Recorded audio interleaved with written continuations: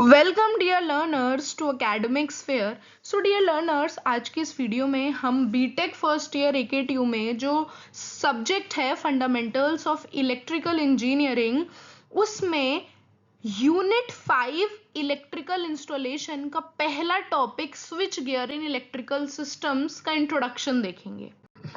Switch gear होते क्या हैं? What is switch gear? बच्चों, स्विच गियर वो डिवाइस हैं जो कि आपके इलेक्ट्रिकल इक्विपमेंट्स को कंट्रोल करते हैं, प्रोटेक्ट करते हैं और आइसोलेट करते हैं किसी भी पावर सिस्टम में। दैट मीन्स इलेक्ट्रिकल इक्विपमेंट्स क्या होते हैं मैम? इलेक्ट्रिकल इक्विपमेंट्स बच्चों वो इक्विपमेंट्स होते हैं या वो अप्लायंसेस होते हैं जो आपके पावर सिस्टम से कनेक्ट होते हैं। फॉर एग्जाम्पल, आप अपने घर में ही अप्लायंसेस देखो, जैसे कि आपका रेफ्रिजरेटर है, आपका AC है, आपकी आयरन है, तो ये सब क्या है? ये इलेक्ट्रिकल इक्विपमेंट्स या इलेक्ट्रिकल अप्लायंसेस हैं। और इन्हीं अप्लायंसेस को या इक्विपमेंट्स को प्रोटेक्ट करने के लिए जो डिवाइसेस होते हैं वो स्विच गियर होते हैं, जो कि हम अपने घरों में यूज करते हैं। तो ये इलेक्ट्रिकल सर्किट्स को अगर ओवरलोड की कंडीशन होती है, शॉर्ट सर्किट की कंडीशन होती है या अदर फॉल्ट की कंडीशन होती है, तो ये स्विच गियर हमारे डिवाइसेस को क्या करते हैं? प्रोटेक्ट करते हैं। तो स्विच गियर क्या इंश्योर करता है? कि सेफ और रिलायबल ऑपरेशन हो इलेक्ट्रिकल सिस्टम्स का। स्विच गियर हमें जरूरत क्यों है स्विच गियर्स की? ऑलरेडी हमने डिस्कस किया कि ओवरलोड की कंडीशन अगर होती है, शॉर्ट सर्किट की कंडीशन अगर होती है, अर्थ लीकेज की अगर कंडीशन है, यानी अगर ऐसे कुछ फॉल्ट्स की कंडीशन है, तो इन सच केसेस जो स्विच गियर है वो क्या करता है? सिस्टम को प्रोटेक्ट करता है और इक्विपमेंट्स को प्रोटेक्ट करता है इन फॉल्ट से। नहीं तो आए दिन हमारे तो इक्विपमेंट्स खराब होते जाएंगे, क्योंकि ऐसी सिचुएशंस अराइज हो सकती हैं। इसलिए सभी के घरों में स्विच गियर्स हम लगाते हैं।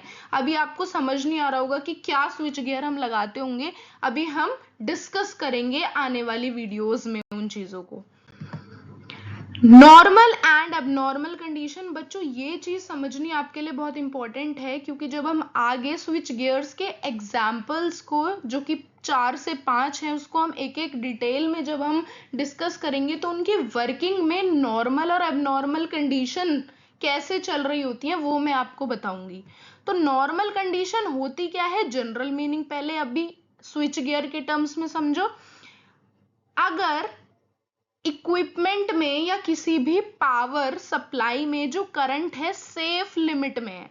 अब यहाँ पे सेफ लिमिट का मतलब है रेटेड वैल्यू। किसी भी अप्लायंस की बच्चों रेटेड वैल्यू होती है कि करंट वो इतना बियर कर सकता है, वोल्टेज वो इतनी बियर कर सकता है। तो अगर with in the safe limit under the rated value of the equipment अगर आपका करंट सर्किट में से पास हो रहा है, तो नॉर्मल कंडीशन है। यहाँ कुछ भी फॉल्ट की कंडीशन नहीं होगी, आपका नॉर्मल सर्किट बिहेव करेगा। पर एबनॉर्मल कंडीशन कब आती है? एबनॉर्मल कंडीशन तब आती है जब कोई फॉल्ट आता है। फॉल्ट जैसे कि शॉर्ट सर्किट हो सकता है, ओवरलोड ऑफ करंट हो सकता है, अर्थ लीकेज हो सकता है।